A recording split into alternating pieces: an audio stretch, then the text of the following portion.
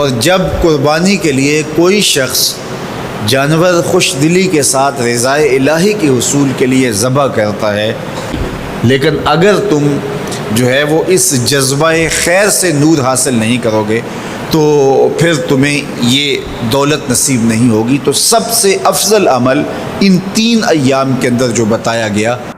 السلام علیکم، میں آپ کا دوست حارث کیانی آپ کو اپنے یوٹیوب چینل پر خوش آمدید کہتا ہوں۔ امید کرتا ہوں آپ سب خیریت سے ہوں گے۔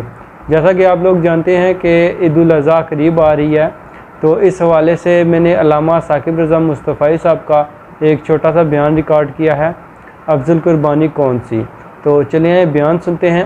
اس سے پہلے جن لوگوں نے میرا چینل سبسکرائب نہیں کیا وہ میرا چینل سبسکرائب کیجیے اور بیل آئیکن کے بٹن کو دبائیے تاکہ ہر نئی آنے والی ویڈیو آپ تک ضرور پہنچ سکے۔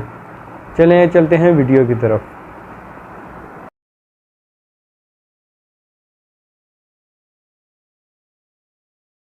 پوچھا گیا حضور یہ قربانیاں کیا ہیں؟ فرمایا تمہارے باپ ابراہیم کی سنت ہے، اور فرمایا کہ ان کو خوش دلی سے اللہ کی راہ میں قربان کرو۔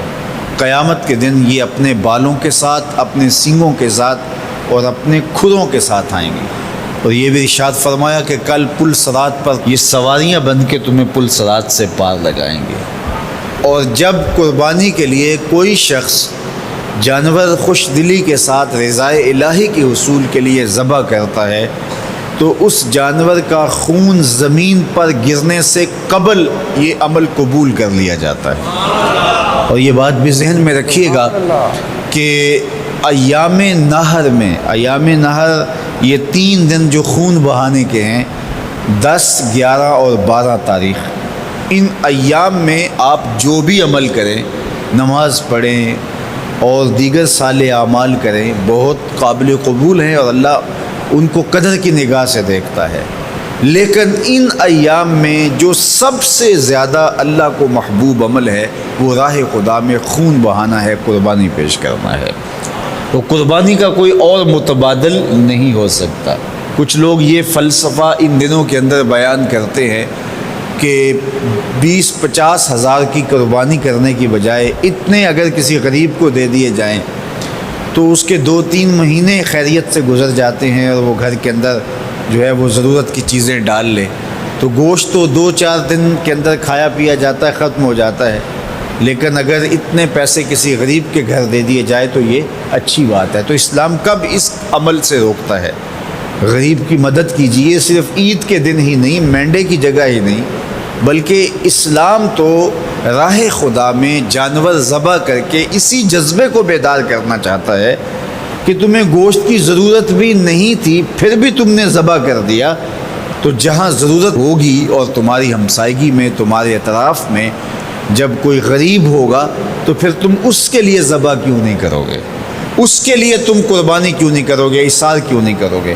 یہاں تو پھر بھی ہم گوشت خود کھا لیتے ہیں یا غربا میں بانٹ دیتے ہیں، لیکن منا کی وادی میں جہاں لاکھوں قربانیاں پیش کی جاتی ہیں وہاں تو جانور کاٹ کے اس کو ذبح کر کے بس چھوڑ دیا، اس کے گوشت سے غرض ہی نہیں ہوتی۔ زیادہ تر حجاج ایسے ہوتے ہیں جن کو یہ بتا دیا جاتا ہے کہ تمہاری قربانی کر دی گئی ہے، اور وہ فون کال کے انتظار میں یا حکومت وقت کی جانب سے دیے گئے وقت کے بعد حلق کروا دیتے ہیں۔ تو انہوں نے نہ اپنا جانور دیکھا ہوتا ہے، نہ اس کو ذبح ہوتے دیکھتے ہیں، تو صرف انہیں ٹائم بتلا دیا جاتا ہے یا ان کو کال کر دی جاتی ہے تو یہ ان کے لیے کافی ہوتا ہے۔ تو وہاں تو گوشت کھانا بھی مقصود نہیں، تو صرف اللہ کی رضا کے لیے جانور ذبح کرنا۔ تو جب رضائے الہی کے لیے جانور ذبح کرنے کا جذبہ پیدا کر کے تمہیں راہ خدا میں خرچ کرنے کی ترغیب دی جاتی ہے تو پھر تم پورا سال خرچ کرو گے، تمہارے لیے کوئی مشکل اور کوئی مشقت نہیں ہوگی۔ لیکن اگر تم جو ہے وہ اس جذبہ خیر سے نور حاصل نہیں کرو گے تو پھر تمہیں یہ دولت نصیب نہیں ہوگی۔ تو سب سے افضل عمل ان 3 ایام کے اندر جو بتایا گیا وہ یہی ہے کہ راہ خدا کے اندر خون بہانا ہے۔ اللہ کے محبوب علیہ الصلاۃ والسلام کی خدمت میں جو ہے وہ مینڈے لائے گئے جو چتکبرے تھے، اور حضور علیہ الصلاۃ والسلام نے اپنے مبارک ہاتھ سے ان کو ذبح کیا۔ تو عید قرباں یہ ایثار کی عید ہے، یہ قربانی کی عید ہے، اور اسلام ہمیں قربانی سکھاتا ہے۔ اسلام لمحہ لمحہ قربانی ہے، ایک ایک ساعت اسلام قربانی کا نام ہے۔